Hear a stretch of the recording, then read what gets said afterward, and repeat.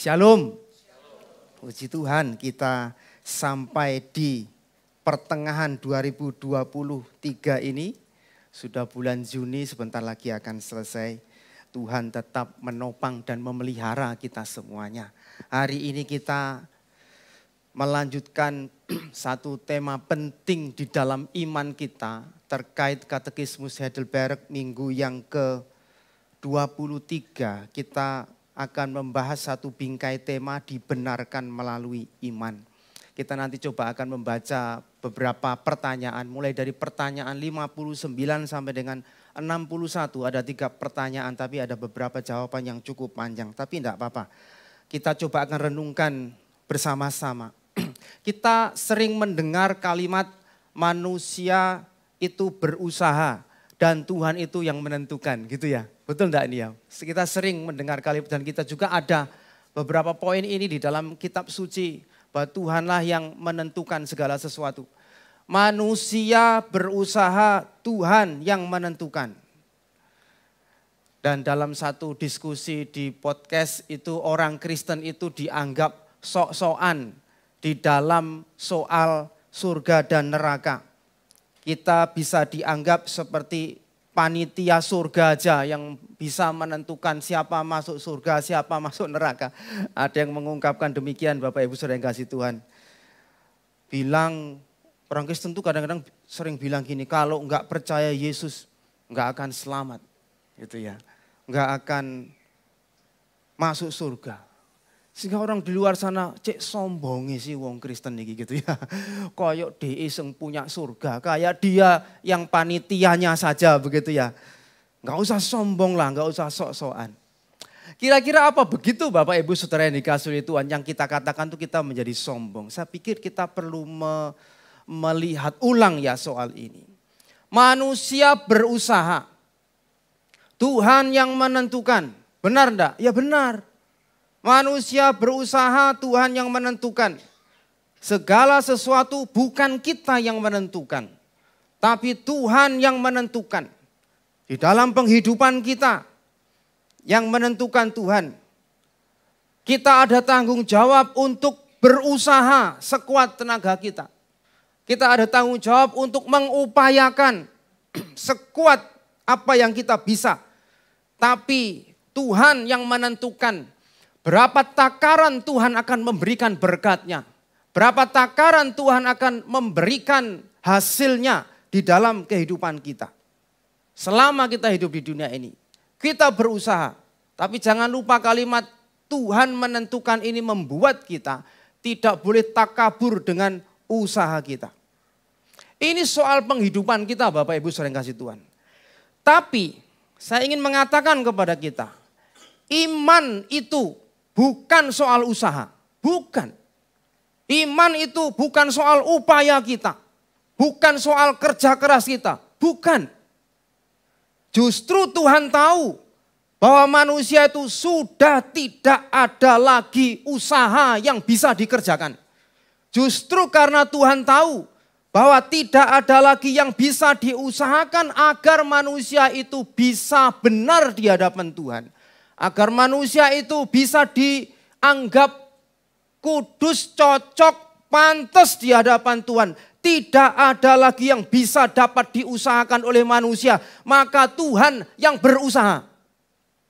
Tuhan yang kerjakan. Tuhan yang mengupayakan. Dan mutlak kita ini yang kita butuhkan apa? Iman. Ini Bapak Ibu, ini bukan soal kita sombong atau tidak sombong. Iman itu bukan soal kita percaya diri aku bisa lakukan ini. Bukan. Iman itu bukan jasa dan usaha kita. Bukan. Iman itu adalah sikap rendah hati kita untuk mempercayakan diri sepenuhnya pada janji Allah dan pada karya Kristus yang sempurna yang dikerjakan di atas kayu salib bagi kita. Itu iman. Sikap rendah hati untuk mempercayakan diri kepada Tuhan. Tidak ada di situ usaha, upaya, kerja dan lain-lain. Sehingga nggak ada yang bisa disombongkan di sana. Maka dari itu kita akan melihat beberapa masukan di dalam pertanyaan ini. Katekismus Heidelberg minggu yang ke-23 pertanyaan yang ke-58 ditanya demikian. Tetapi apa manfaatnya jika saudara percaya kepada semua hal ini? Kita akan melihat jawabannya di sana. Jawabannya bahwa di dalam Kristus aku benar di hadapan Allah. Dan dijadikan ahli waris hidup yang kekal. Ini Bapak Ibu. Kadang orang berkata gini ya. Sembarang kiseng penting yakin. Gitu ya. Sembarang kalir itu yang penting yakin. Semua itu yang penting yakin. Kita sering memberikan semangat begitu ya. Apa maksudnya Bapak Ibu? Semua itu yang penting yakin. Kalau ditanya lagi ke depan, yakin apa? Yakin bagaimana? Yakin kepada siapa? Kadang nggak jelas Bapak Ibu. Yang penting kita ngomong sembarangku, yang penting yakin gitu. Jangan-jangan ini ya kata-kata motivasi saja yang di dalamnya pepesan kosong Bapak Ibu. Katekismus Heidelberg sampai di sini, setelah penjelasan panjang lebar, semua hal yang lalu-lalu itu yang sudah kita pelajari bersama-sama, panjang lebar, tentang apa? Tentang Allah, tentang apa lagi? Tentang karya Yesus Kristus. Hari ini pertanyaan menjadi semacam puncak untuk mengambil sebuah keputusan terhadap semua kepercayaan, semua pemaparan, semua keyakinan yang sudah dijelaskan minggu-minggu yang lalu. Hari ini kita dihadapkan kepada keputusan puncak semua kepercayaan tentang keyakinan orang Kristen ini. Hari ini kita akan bersama-sama mengambil sikap. Kira-kira nuansanya begitu Bapak Ibu. Kemarin sudah dijelaskan banyak hal yang baik. Kalau ada orang Bapak Ibu ya, itu ibaratnya itu dia punya produk gitu ya.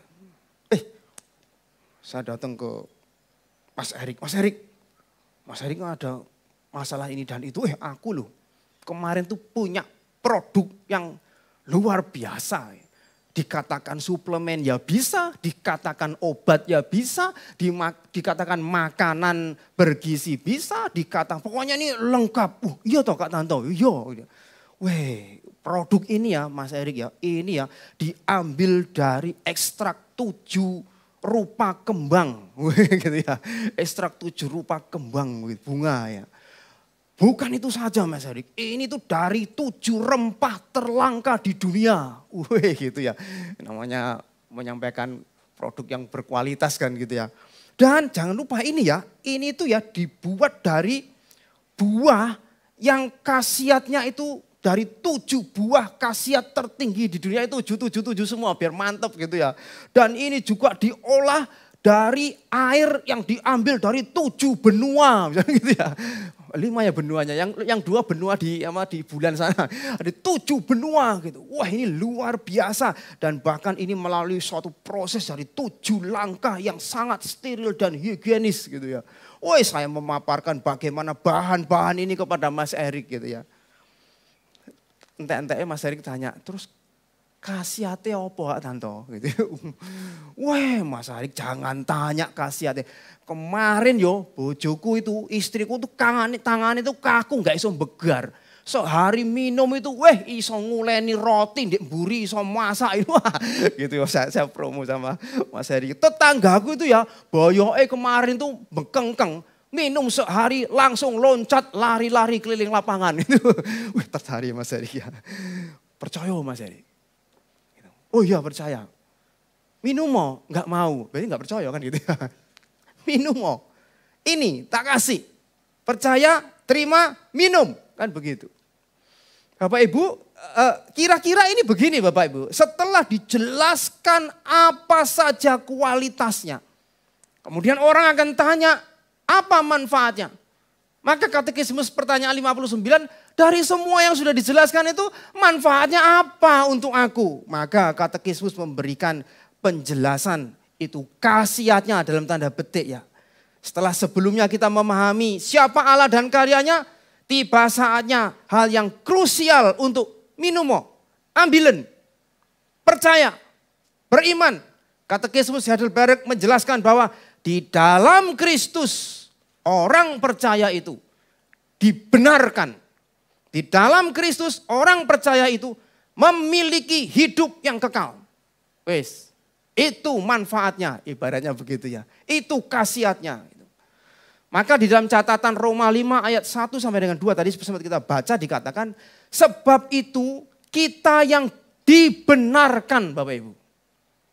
Karena iman, ada kata dibenarkan karena iman.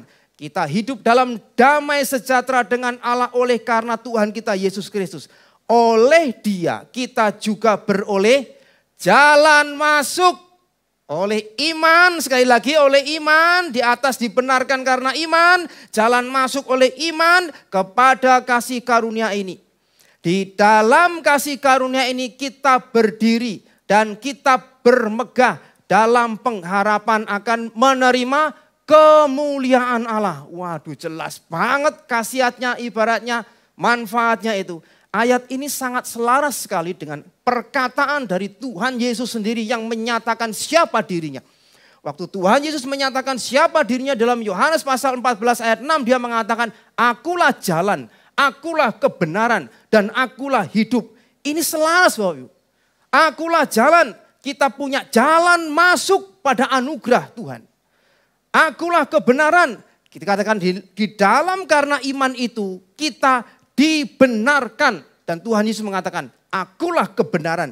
Dan sekali lagi kita akan menerima kemuliaan Allah. Itu adalah hidup yang kekal bagi kita. Dan itu selaras dengan apa yang dikatakan oleh Tuhan Yesus. Akulah hidup.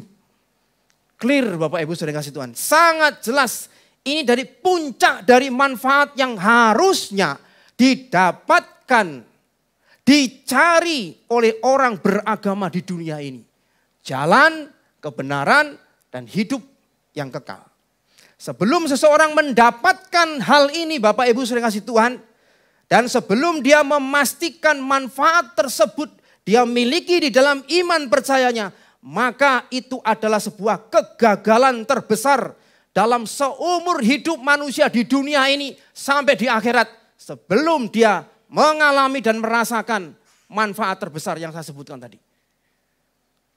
Bagaimana mungkin seseorang itu dapat merasa tenang Bapak Ibu.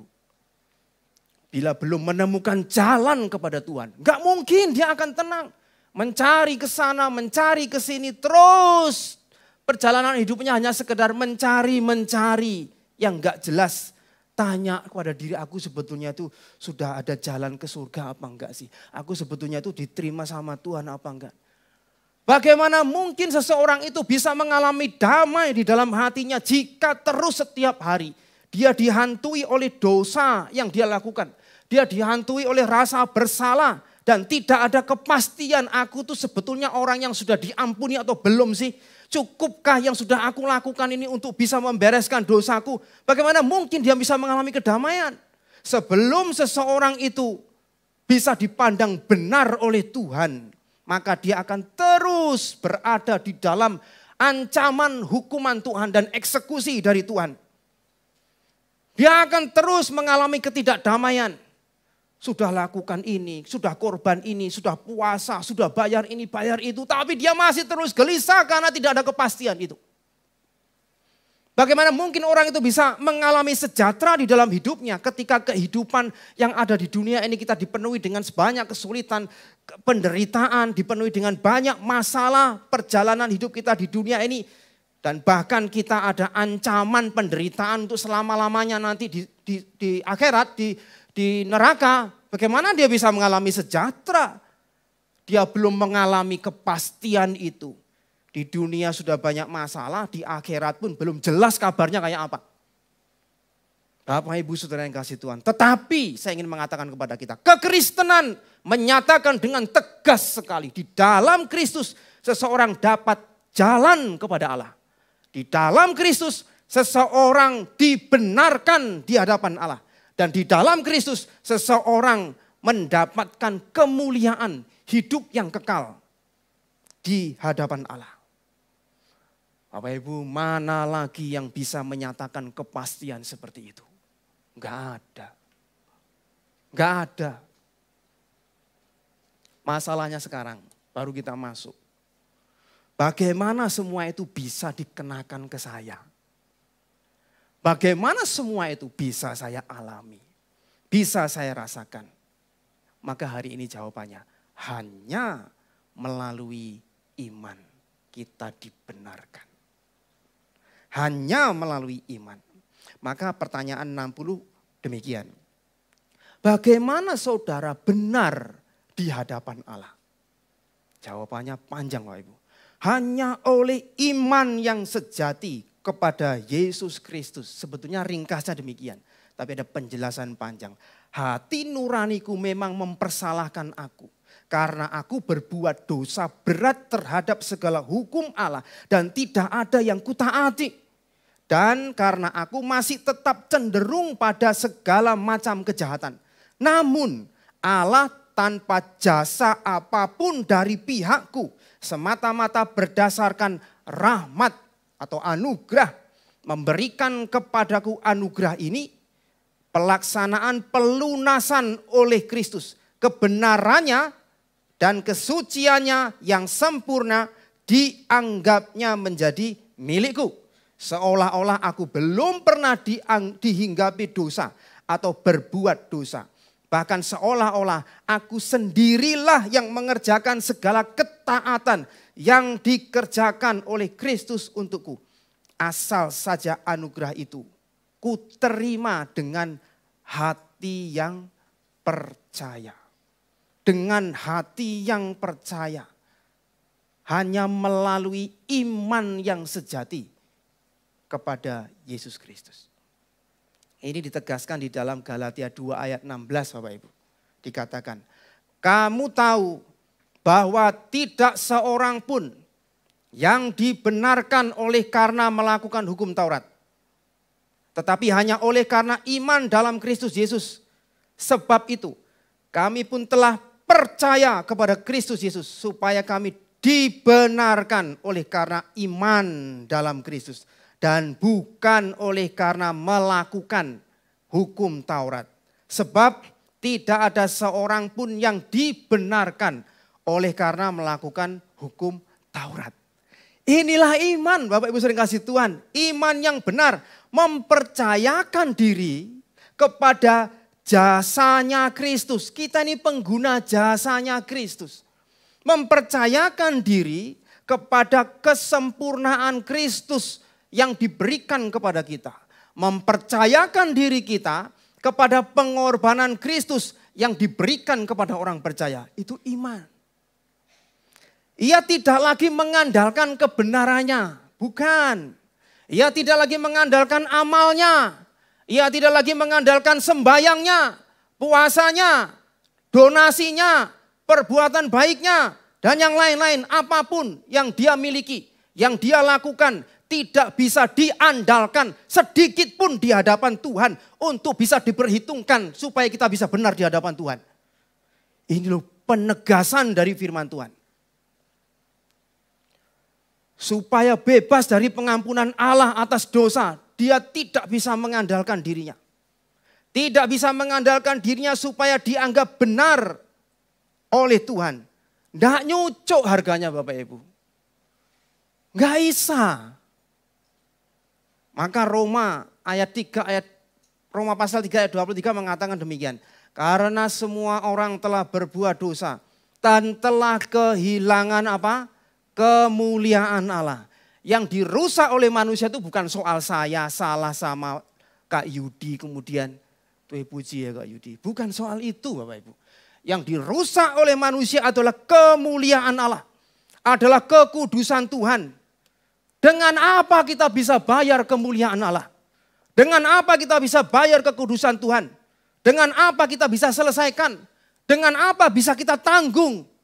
Tidak ada sama sekali yang bisa kita kerjakan Bapak Ibu. Kecuali hanya apa? Melalui iman. Iman kepada Kristus. Maka di dalam catatan tadi kita baca ayat emas kita Efesus 2 ayat 8 sampai dengan 9 mengingatkan kepada kita.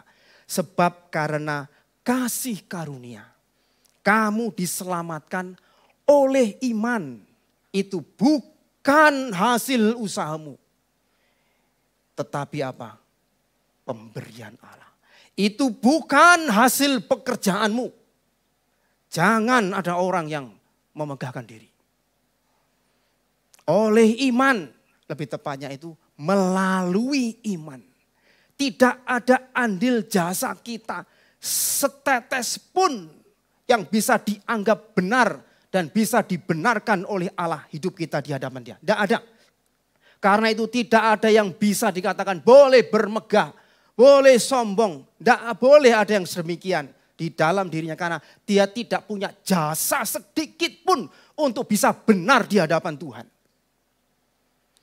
Untuk soal kebenaran, manusia berdosa itu saya ingin mengatakan benar-benar bangkrut di hadapan Tuhan. Dan hanya bisa menjadi seorang pengemis di hadapan Tuhan untuk memohon. Ini iman. Di hadapan Tuhan itu begini. Memelas. Kenapa ayat 9 mengatakan jangan ada orang yang memegahkan diri. Ini yang terjadi Bapak Ibu. Orang-orang Judaisme, orang-orang Yahudi zaman dulu itu bangga terhadap Tauratnya. Bangga terhadap apa yang dia lakukan, ritual-ritual agamanya. Bangga terhadap segala prestasi-prestasi yang dia lakukan. Itu dulu begitu. Ayat ini muncul. Manusia zaman ini pun, manusia pada umumnya itu juga sering bisa mengalami kebanggaan terhadap kebaikan-kebaikan yang sudah dia lakukan. Kebanggaan terhadap upaya-upaya ritual agama yang sudah dia lakukan. Maka ayat ini ingin mengatakan kepada kita, jangan ada yang memegahkan diri. Karena kita tidak pernah ada andil setetes pun untuk kita bisa benar di hadapan Tuhan. Maka Roma 3 ayat 24 mengatakan kepada kita. Dan oleh kasih karunia, oleh anugerah Tuhan, telah dibenarkan kita ini. Dengan apa? Cuma-cuma Bapak Ibu. Karena apa? Penebusan dalam Kristus Yesus.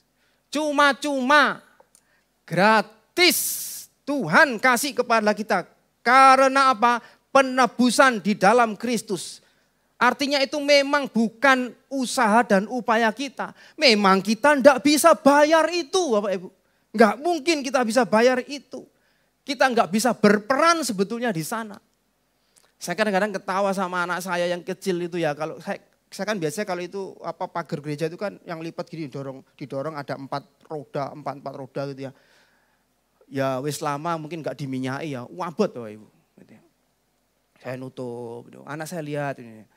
Satu saat itu dia nutup gini, nggak bisa, nggak gerak sama sekali. Memang abot itu, arek 3 tahun gitu ya. Pa, ayo pa, gitu. Ya wes, saya pegang atasnya, dia pegang bawah. Wah, tak tutup gini. Wah, anak saya itu kayak wah gini. Dia merasa dia Bapak Ibu. Padahal dia sendiri tuh nggak gerak sama sekali. Itu tuh karena papanya yang, kan gitu ya. Papanya yang fitness yang apa. Papanya itu kekuatan papanya. Ya tapi anak kecil kan merasa, aku juga loh ya sok-sokan gitu. Itu. Kita tuh sebetulnya tuh gak ada peran apa-apa Bapak Ibu. Gak punya kekuatan apa-apa. Tapi kadang-kadang kita bisa seperti anak saya. Sok-sokan aku, bisa gitu ya. Punya jasa. Lihat Bapak Ibu. Kita perlu menerima kenyataan ini. Kita itu setiap hari itu justru menambah dosa Bapak Ibu. Enggak makin suci. Tiap hari kita nambah kesalahan. Usianya makin panjang, dosanya makin banyak. Kan gitu Bapak Ibu. Karena tiap hari kita nambah dosa. Masakan kita terlalu percaya diri dengan kondisi kita seperti itu. Bahwa kita tuh bisa layak karena perbuatan kita. Enggak mungkin. Atau kita masih berharap kita masih Tuhan. Aku masih bisa lah usaha Tuhan. Aku masih bisa lah lakukan ini dan itu. Mudah-mudahan gitu. Ya mudah-mudahan terus, gak mungkin kita bisa punya keyakinan itu. Gak mungkin kita bisa punya kepastian itu dan gak mungkin kita bisa yakin. Memang gak bisa yakin kalau kita andalkan diri kita. Karena di situ kita mengesampingkan iman dan pengandalan kita sepenuhnya kepada Kristus, Bapak Ibu dan kasih Tuhan. Itulah keadaan kita sesungguhnya. Seringkali yang terjadi, Wah, ada kata orang, pokoknya kita berusaha lah. Mudah-mudahan Tuhan menerima. Semoga Tuhan berkenan.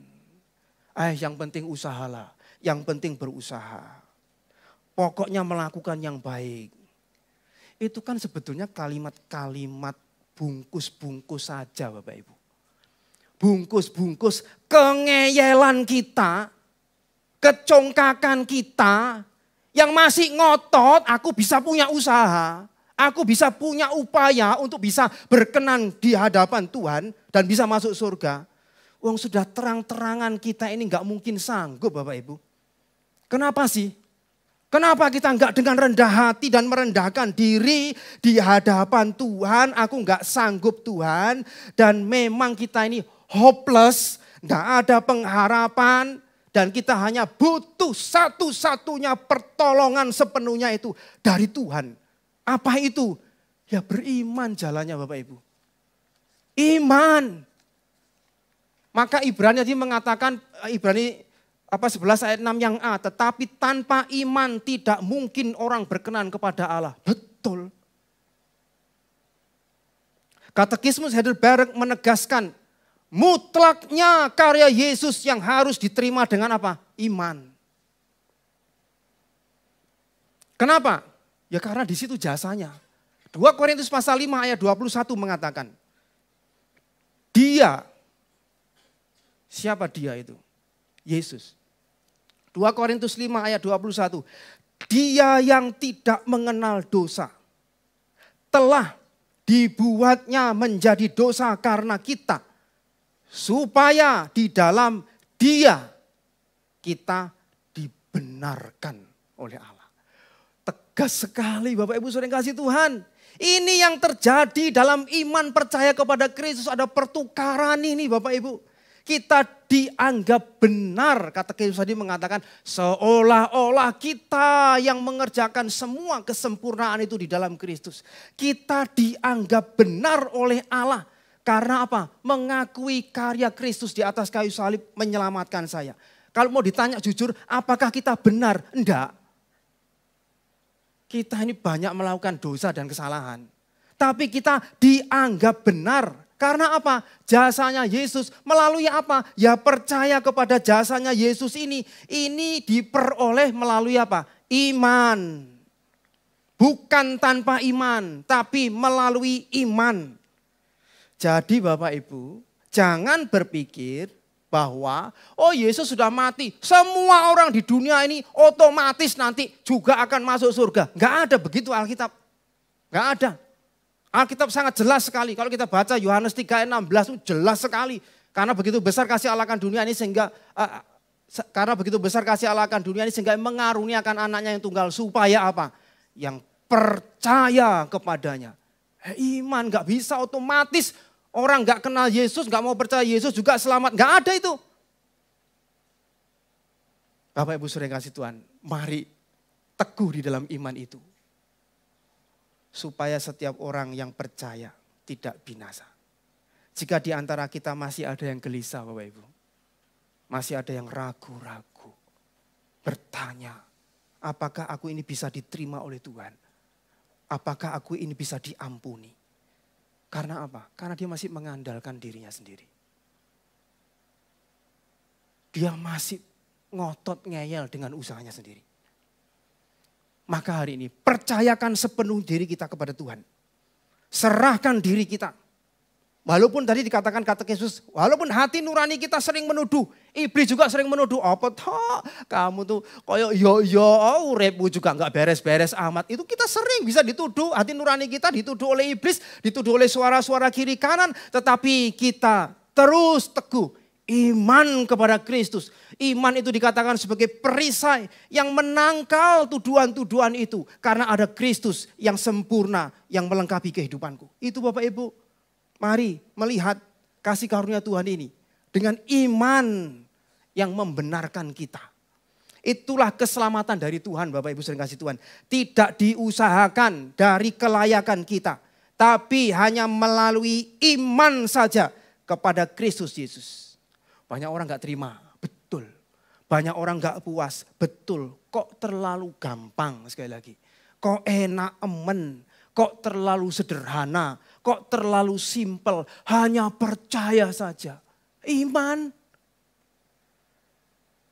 Gak usah naif lah, di dunia ini semua itu gak ada yang gratis. Betul Bapak Ibu. Masuk toilet, bayar. Cuma toiletnya gereja ini aja nggak ada kotaknya. Betul, dunia ini nggak ada yang gratis. Dan memang tidak ada yang gratis Bapak Ibu sering kasih Tuhan. Parkir aja kita harus siapkan uang untuk membayar parkir. Loh, lihat loh. Jangan naif lah Kak Tanto, dunia ini nggak ada yang gratis. Semua bayar dari mulai terkecil sampai terbesar. Apalagi mau surga, kok enak-enak cuma percaya. Itulah manusia Bapak Ibu. Yang masih punya pikiran take and give, take and give. Apa yang bisa aku lakukan, aku nanti dapat apa. Seringkali itu yang menjadi kendala bagi kita. Benar memang tidak ada yang gratis. Tapi saya seringkali dapat makan gratis. Makan, ketemu sama jemaat.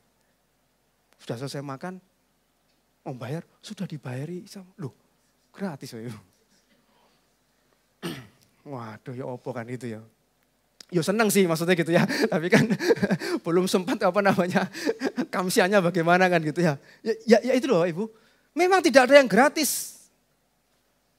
Saya ingin mengatakan kepada kita. Apakah ini iman ini murahan, gampangan? Bukan sekedar murah dan gampang Bapak Ibu. Ini pemberian gratis dari Tuhan. Tapi walaupun gratis Bapak Ibu, sekali lagi ada yang bayari.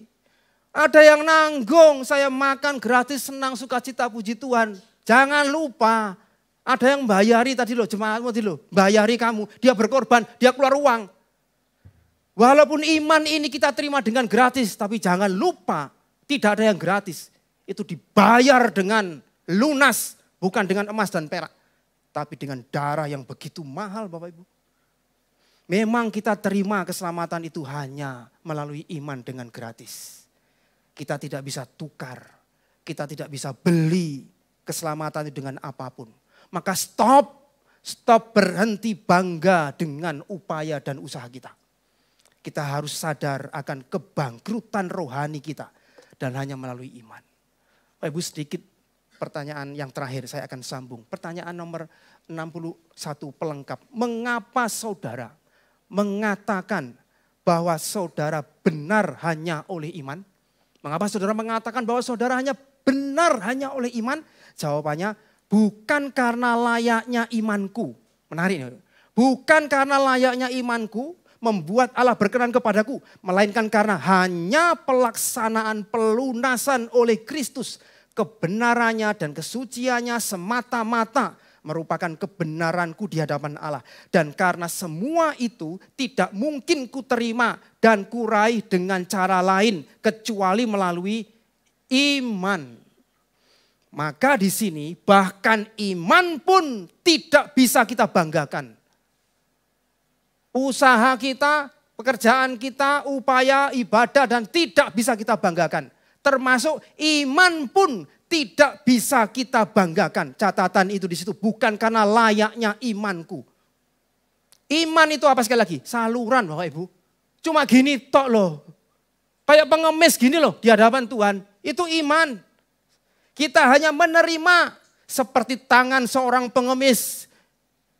Yang memohon. Kemudian ceblok, plung sak gebok duit. Begitu Bapak Ibu. Iman itu saluran gini saja. Jadi kita pun gak bisa sombong. Jatuhnya di situ 5.000, 10.000, 1 juta, bahkan sampai 100 juta. Kita pun gak bisa sombong karena kita menerimanya begini. Mana mungkin kita merasa kita berjasa. Gak ada jasanya juga di situ. Kadang-kadang kita bisa dalam pengertian lain pengemis kalau sudah menerima gitu, dapat uang misalkan 100.000. Wah. Bangga dia. Ini gara-gara tanganku yang gini nih. Wah, coba kalau tanganku nggak gini. Ini kan usahaku juga ini. Aku posisinya pas tepak ini. Posisi ini bleset kan nggak iso kayak aku tuh kamu nggak bisa kasih aku kan? Karena aku ini wong ini gendeng kok Ibu. Kok ya aneh, kok ya nonjol-nonjol. Ini orang sudah pengemis begini, dia hanya terkesima dengan dirinya sendiri, terkesima dengan usahanya, tangannya begini. Ini kan nggak mungkin begitu kalau orang beriman itu. Nggak ada yang disombongkan juga Bapak Ibu.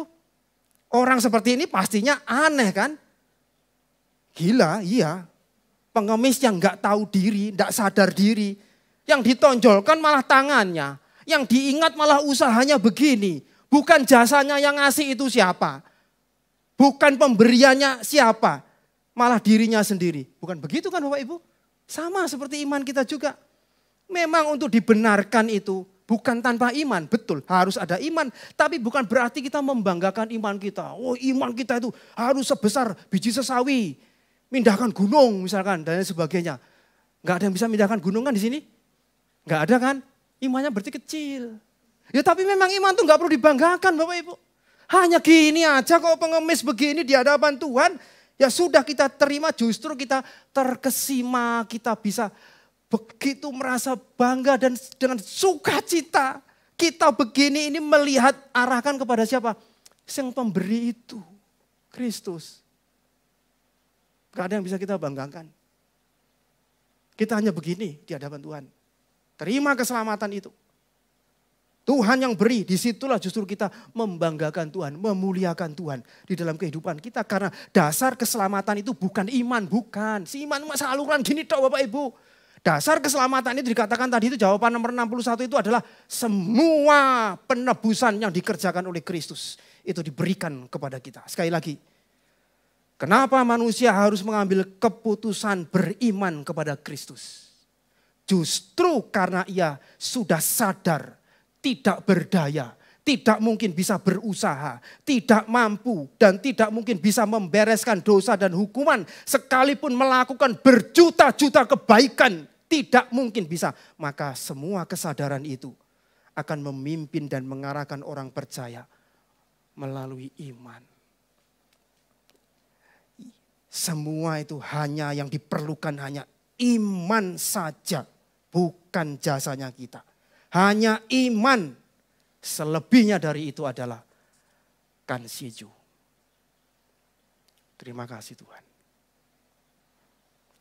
Maka dengan rendah hati dan rasa syukur, mari kita melihat keselamatan yang sudah disediakan bagi kita ini. Dengan bersyukur kepada Tuhan, berikan hidup kita untuk Tuhan. Kiranya Tuhan menolong dan memberkati kita. Makin beriman, makin kita rendah hati. Mari kita berdoa.